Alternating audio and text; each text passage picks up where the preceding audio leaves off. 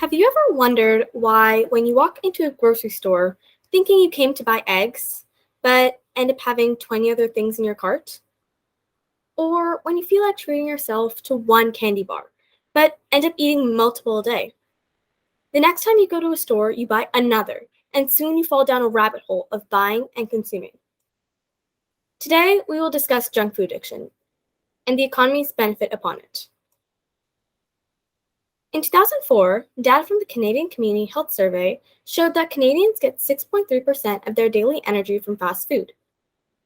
The lowest fast food intake was from women 70 or older. They get 1.9% of their daily energy from fast food. Male teens, on the other hand, consume 9.3%. This makes sense since teens eat out more and older people tend to avoid it. Although, did you know that toddlers and young children eat about 8.8% of their calories from fast food? As fast food companies grow, people's health decreases. 40% of Americans are obese, while 71.6% of Americans are overweight. All in all, the connection between fast food and health problems is emerging in our modern society, and citizens are starting to recognize the problem. On some occasions, we can't seem to get away from fast food. Let's go back to the eggs. We go to get eggs, but it's a few days before Halloween. And you see that big red sign in front of the store saying sale. Upon entering, you are bombarded with chips and candy in ridiculous amounts. When we eat the candy, the sugar, fat, and salt trigger the hedonic eating system. It overrides normal hunger, and soon you start to lose control. In the US, $10.14 billion were spent on candy in 2020. But Christmas is even worse. On Christmas, we eat around 7,000 calories, about 3 times our average intake. According to Investopedia, this year, Americans will spend $998 during the holiday season. The economy takes benefit from these traditions, as when the time comes, you are flooded with sales and advertisements. And the first thing you see when you walk into a store is the seasonal items. We've talked a lot about America. Now let's take a look at the entire world. Several parts of the world are more lenient to traditional ways and home cook everything. According to the recipe, here are 10 countries that try to avoid junk food as much as possible.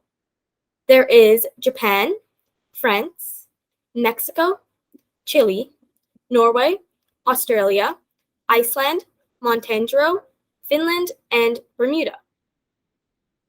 On the other hand, countries like the United States, Austria, Belgium, Greece, Italy, Ireland, Portugal, Luxembourg, Canada, and Germany eat junk food the most.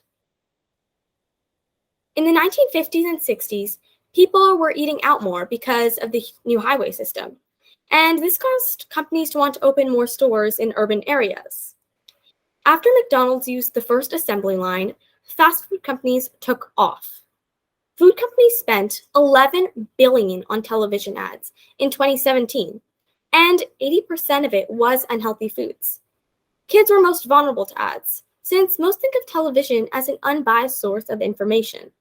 The first time kids start asking for a product is when they're around 24 months of age, and 75% of the time it's in a supermarket. The requests associated with brand name make a total of 54% of the requests. Advertisements are targeted at young children to build brand loyalty, but they're also directed at the parents, since they're the ones buying them. Food has changed a lot since the first fast food chain in 1947, and now it's become a part of many Canadians' diets. But the real question is, why do companies keep producing food that they know is harmful? Well, the simple answer is money. Companies need to grow, and since we keep funding their unhealthy food, we are giving them that money to grow and expand. Fast food companies are trying to improve their social image, although the overall content of the food is not changing much.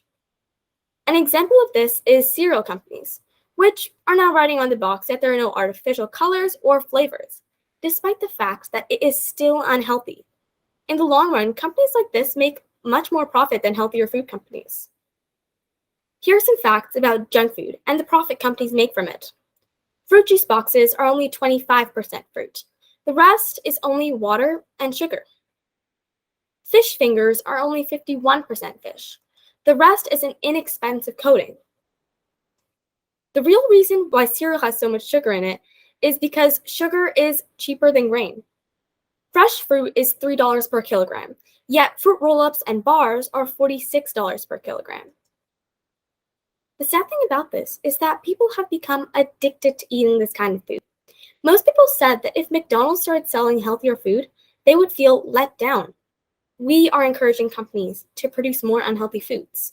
But what can we do about it? Well, for starters, start thinking of your money as a ballot. You choose the right brands and help them gain popularity, therefore overpowering the unhealthy brands. Try to buy in-season vegetables to ensure they're fresh and not stored in a freezer. Buy locally grown food so you can make sure that there are few greenhouse gases produced by transportation.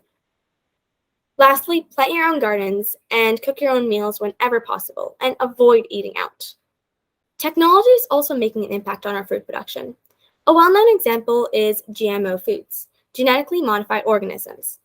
By 1999, 100 million acres were GMO foods, and now it's growing even more. The drone will be a big revolution in agriculture, as it will monitor food and reduce food waste. People in the farming industry will lose their jobs, but drones will create 70,000 more jobs. Remember, knowledge is power. The library has so many amazing books and ebooks that we should utilize and to educate ourselves and others. The consumption of fast food is increasing by 2.2% every year.